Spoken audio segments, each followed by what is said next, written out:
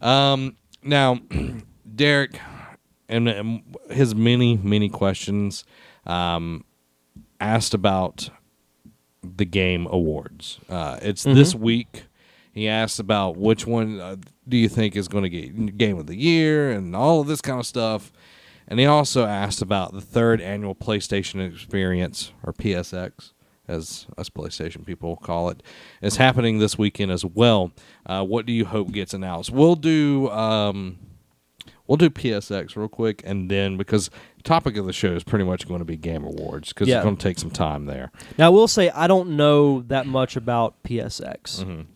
So, like, is it kind of like E3 for it's kind PlayStation? Of it's where like E3 is their big stuff, and then PSX is kind of like, okay, these are the hardcore fans. Let's announce some stuff that they're going to be excited for. So, like, E3 is like the big pop, and then like it's kind of like Comic-Con and then Disney Experience. Okay. So it's kind of like that. I gotcha.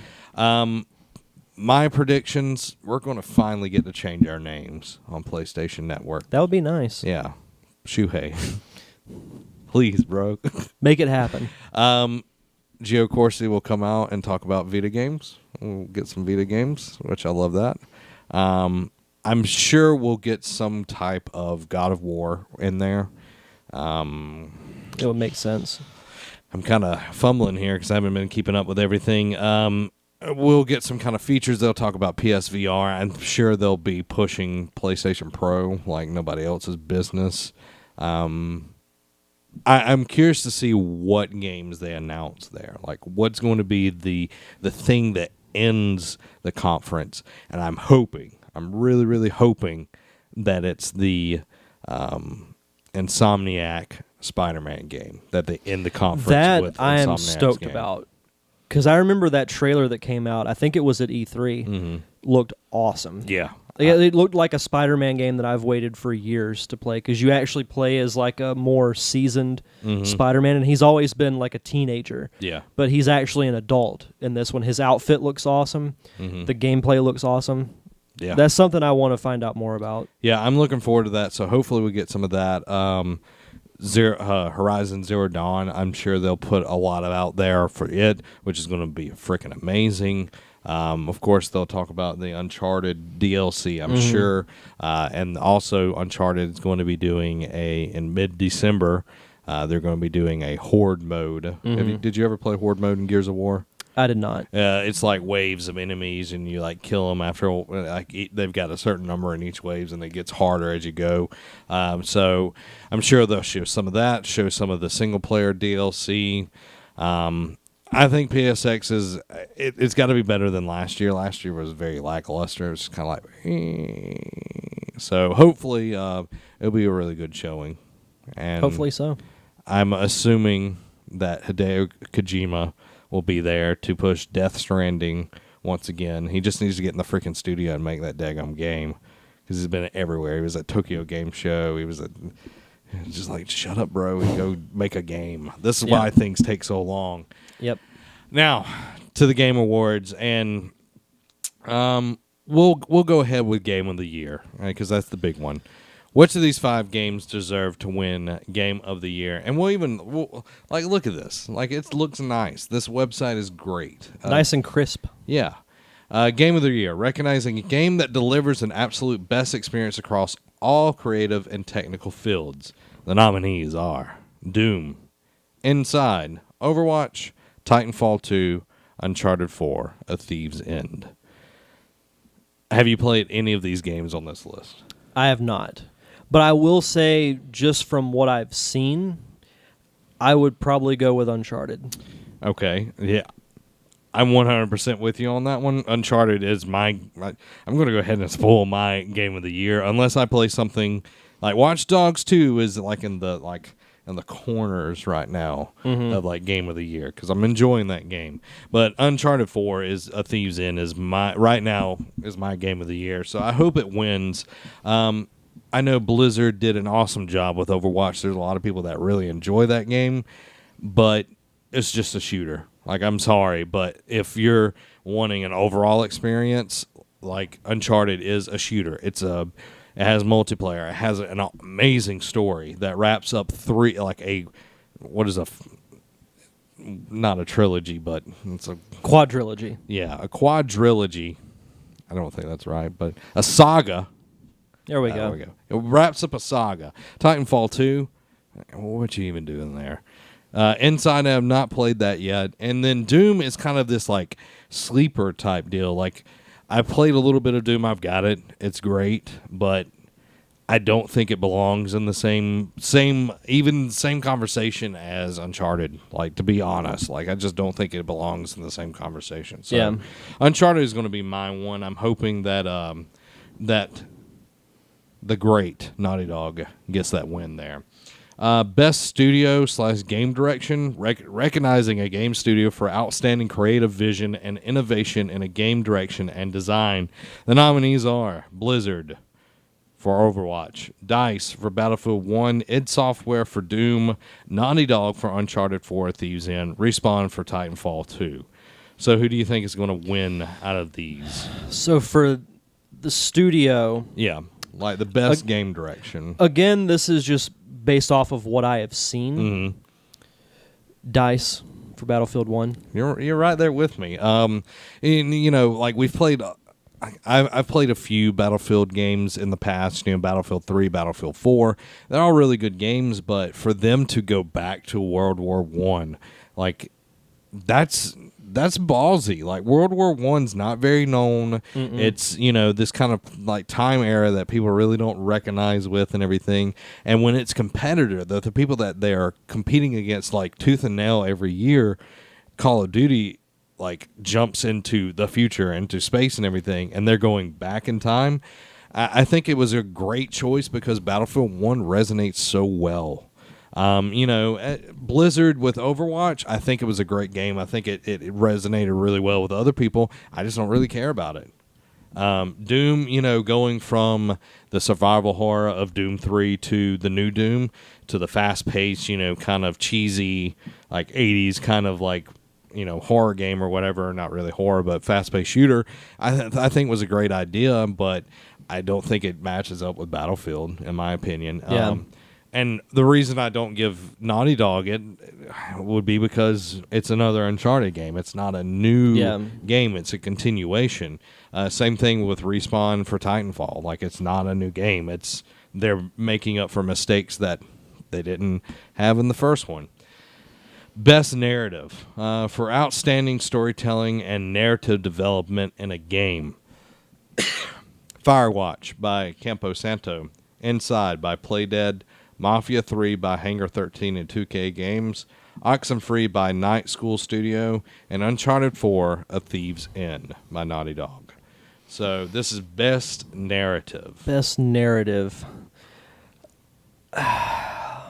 No, you've played none of these, right? Correct. Okay.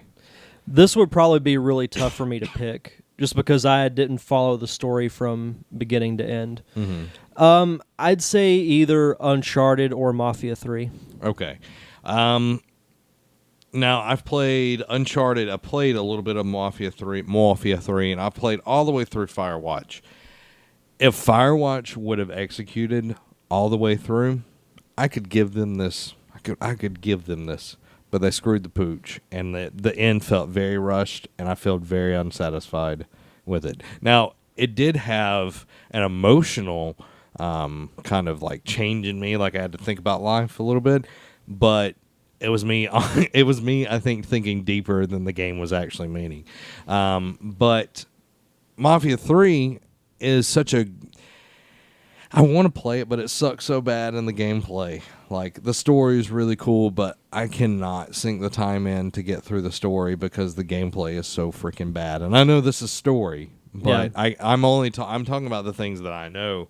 And Uncharted 4, like, at the end of this game, I felt this kind of, like, bittersweet sadness type deal. Like, I'm like, oh, wow, I just finished this epic story. I got to know all of these characters. I got to spend all this time with them.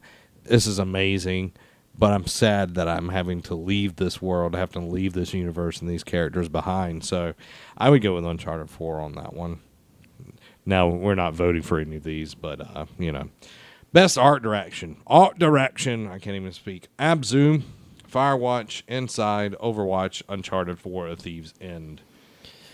Best art direction. I do like the look of Firewatch a lot. Mm-hmm. Abzu looks very unique. Uncharted 4 has a nice realistic look to it. Yeah.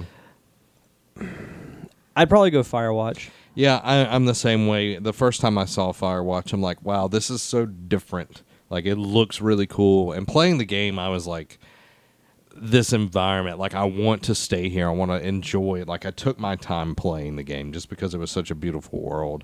And Abzu, I never played it. Inside, I never played it, so I can't really attest to it. Overwatch, I've saw it. It looks like a good game, but it's not like, oh, this is, Yeah. And Uncharted, like you said, it is a realistic game. It's gorgeous, but if you're talking about art direction, something that really strikes you, you can look at Uncharted and be like, oh, that's really great graphics, and then you could look at Firewatch and be like, wow, that's really pretty art. Yeah. So that's why I would give them that. We can skip that one. Best performances. Now this one. This one would probably be more up your alley. Yeah. Best performances awarded to an individual for voice-over acting, motion, and performance capture. Now, I find this very interesting because this does not section off as male and female. It is all together. And the nominees are Alex Hernandez as Lincoln Clay in Mafia 3, Sissy Jones as Delilah in Firewatch, Emily Rose as Elena in Uncharted 4, Nolan North as Nathan Drake, Rich Sommer as Henry, Troy Baker as Sam Drake in Uncharted 4. Thankfully, I've played all of these, so I can kind of attest to them. I have not played enough of Mafia 3 to really talk about Alex Hernandez's portrayal, but from what I saw, it was pretty good. Sissy Jones, I really like the character Delilah. Like, she's very likable.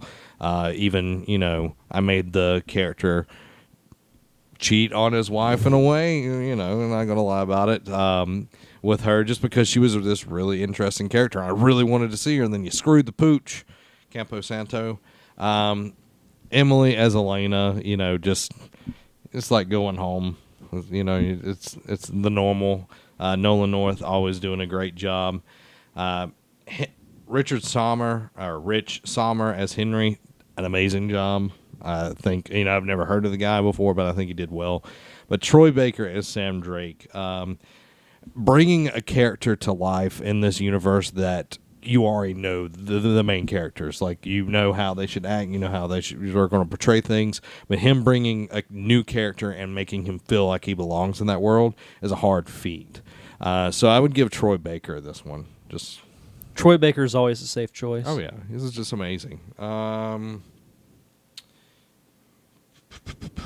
And then there's tons. There's tons more, and we're not going to talk about those because we're going to wrap this up. We're going to wrap this up with a bow on top. Let's do it. Like a gift.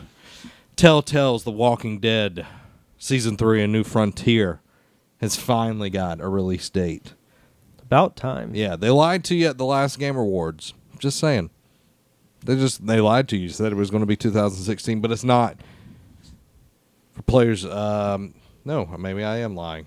Oh, it is this year. I looked at this date. The New Frontier is out December 30th. I'm sorry, Telltale. I lied about it. They're barely squeaking by. Barely. So zombies for Christmas. I know a lot of people who would enjoy that. Mm-hmm. I loved the Walking Dead series so far, so looking forward to getting to play this. Excited to see where it goes. So hopefully it doesn't suck. I'm sure it won't. And then that answers pretty much all of Derek's questions except for Final Fantasy 15 will finally be available for the masses this Tuesday. Do you think it will be well received and live up to the 10-year wait? Do I think it will be received well? Yes. Live up to the 10-year wait? No. I want to play it, but I'm not going to waste my money. So there you go. And I've never played Final Fantasy, and I have not either. I think they've got a lot to live up to. So, The only Final Fantasy that I would play would be the remastered Final Fantasy VII. Yeah, I would agree. And I think that does it. That's been a pretty long episode as it is. A good one, though. Yeah, a good one. There you go. We still did not answer your question, Adam. I'll answer it on Wednesday when we do our wrestling podcast, Battle of the Brands. Oh, I wanted to close out by asking you this. Okay. What did you think of the Goldberg thing? Man, Goldberg looks like a freaking beast. Like, that was ridiculous. I could not believe it. I got back from Atlanta, and for those who don't know, I'm talking about the Goldberg-Lesnar match at Survivor Series. I got home around 7-ish. Mm-hmm. But what I had done was Sarah drove, like, starting at 6, so I could watch Survivor Series on my phone. Mm-hmm. So that way I wouldn't be too far behind. Got to the Goldberg match, and this is what happened. Lesnar comes out, Goldberg comes out, which his entrance was still awesome. Goldberg. He gets in the ring, the bell rings, Lesnar picks Goldberg up, rams him into the turnbuckle. Goldberg just shoves him, knocks him down. Like, when he just shoved him, it looked like a paper rag. Yeah, I was like, that's pretty awesome. So then Lesnar gets up, Goldberg spears him. And I'm like, okay, they're making Goldberg just look really strong right out of the gate. Yeah. Lesnar gets up, sells it great, by the way. Oh, yeah. Like, I was actually impressed Yeah. at Lesnar selling. Because he hasn't had to do it in 2 years. Yeah. He spears him again, and I'm like, holy crap. I'm like, there's no way this is going to happen. Goldberg picks him up, hits the jackhammer. What I thought was going to happen was he was going to kick out at 2 and just throw Goldberg off and then just start. Yeah. But no, he beat him 1, 2, 3. And Clean. I jumped off the couch, and I said, "You have got to be kidding me." And Sarah looks at me like, "What?" And I said, "This guy has not been touched in 2 years. This guy broke The Undertaker's undefeated WrestleMania streak, which was the biggest deal in the entire WWE. He destroyed John Cena, their golden boy, in like a 10-minute match where Cena did not get one bit of offense in. Yeah. And he got beat in less than a minute and a half by Goldberg. Yeah. It was unbelievable. It was one of the most unbelievable things I've ever seen. Now, I'm hoping that it doesn't turn into Goldberg going to the Royal Rumble, Brock screwing it up, him going for like a title match, and then they fight at WrestleMania. I think that's probably what's going to happen. I don't want that to happen because then it's Goldberg putting over Brock Lesnar. I want Goldberg to put somebody over that needs it. That would be nice. Like, there's no, like, Brock Lesnar is not a reliable person in this industry. Like, there's no reason to put him over anymore. He is a beast. This is a way for him to kind of step away if he wants to step away and do whatever he wants to. I will say if something happened where Lesnar wasn't going to be in the WWE anymore, then it would have been perfect. Mm-hmm. Because then Goldberg can go on and then put someone else over as, I beat the guy who beat the guy who beat The Undertaker. Yeah. And make him look like a fool. Yeah. Like, put over Braun Strowman or put over, somebody that's up and coming. Yeah. Like, that's the point of... And that's why a lot of people were upset about it, because they wanted someone like a Braun Strowman or a Samoa Joe when he comes up to WWE, or someone else to get that rub from Lesnar. But it got people interested. Yeah, I'm interested. There's one of the wrestling podcasts I listen to. They always do a post pay-per-view show, and they all said, for the first time in a long time, I can't wait to see Raw and see what they do. Mm-hmm. Did you see Adam Blumplade's reaction? Yeah. It was awesome. I can't wait to see what happens. I hope they do it the right way. Don't put Lesnar over. Like, Lesnar's already big as he can get. Like, if he beats Goldberg, then he's back to where he was. And the thing that I'm excited about is the fact that Goldberg has gotten the reaction that he's had since coming back. Because I was worried that no one would remember him. But when he came back that first night, people went ballistic. Mm-hmm. And people went ballistic at the Survivor Series match. And then the night after, when he was on Raw and said he was going to be in the Royal Rumble, everyone, like, they were chanting Goldberg for a good 2 minutes before he started talking. And it was awesome. Now, I wonder if WWE pulls the trigger and puts Roman Reigns over. Like, do you think that would be the only way Roman Reigns would actually finally get the respect that WWE wants for him? Because they are trying so freaking hard. They're trying again, and like you can tell they're starting to slowly push him back up the ladder, and people are starting to boo him again. Because what he was doing now, if he had started that in the beginning, then he would be over like crazy. But it was obvious that this is the guy WWE wants to be the main guy, like to be John Cena's successor. Yeah. And the fans didn't like it. Yeah. So, I mean, I think he gets crapped on more than he should. Yeah. Because, I don't know, I don't really have an issue with him. He's not the people's champ, though. But who is? The Rock. I will say I've been very happy with how they've been using like their legends, like when they brought Sting back a couple of years ago, how they brought Goldberg back. So I'm hoping it becomes like a yearly thing where they'll bring back, some legend for like a last little run. Not Dusty Rhodes, though. Do your Dusty Rhodes impression. If you will. I love it. I'm hoping for next year we get the Olympic champion Kurt Angle back. You know who I want? Who? Hulk Hogan. Bring him back. I think now that lawsuit's gone, they should. I think enough time's gone by where you can do it. Just bring him back at WrestleMania. He'll get a good reaction because it's in Florida and that's where he lives. Yeah. There you go. Yeah. I think Kurt Angle would be cool, though. Yeah. He was one of my favorites. So. You know who else they should bring back? Great Khali. Benoit. Oh, you can't.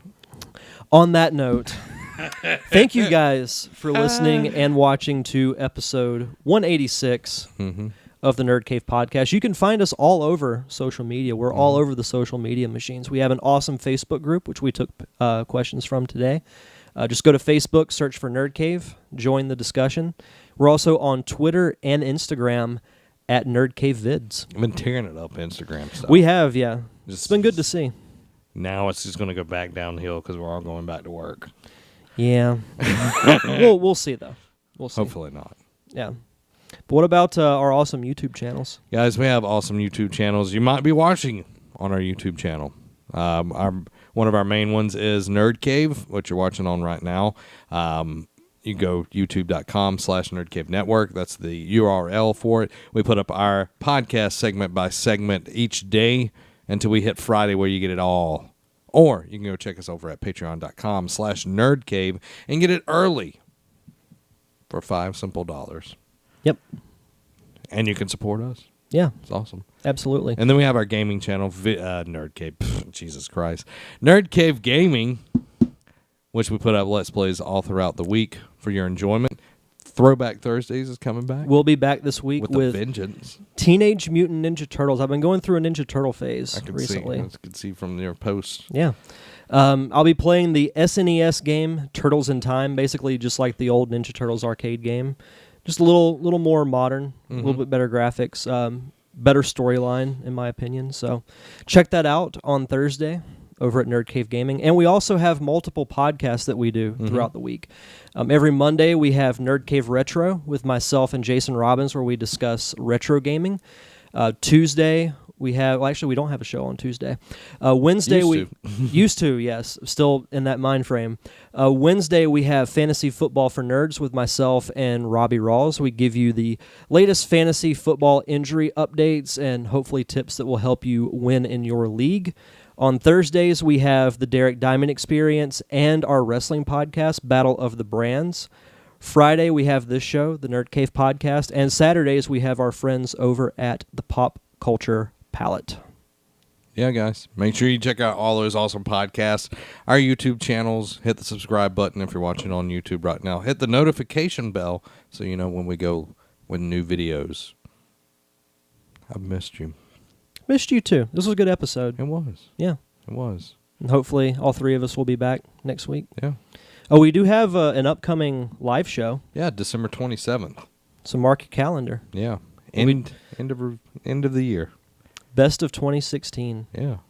We'll have... Just a picture of me. That's what the thumbnail should be. Just a picture of Zach. No, we'll be doing a live podcast where we'll be recapping and reviewing the year that was 2016. We'll be doing, myself and Robbie will be doing a live fantasy football podcast. And we'll have quite a few Let's Plays, I'm sure. Yeah. Maybe some more cooking with Robbie. And I will be accepting Robbie's final challenge to the Disney Song Challenge. The final chapter. The final chapter. And if I win this one, which I will because I'm a champ, I'm going to get a belt made. And I'm going to wear it. And I'm never going to accept another challenge. I should get one made and just put it right here. That would be awesome. Just get it in the shape of Mickey Mouse ears. Oh, yeah. Oh, yeah. Yeah. Then I might have to fight Wally. That'd be a tough one because Wally loves his Disney. He does love his Disney. Yeah. All right, guys. Thanks for watching and listening. This has been Zach. And Derek. Have a week.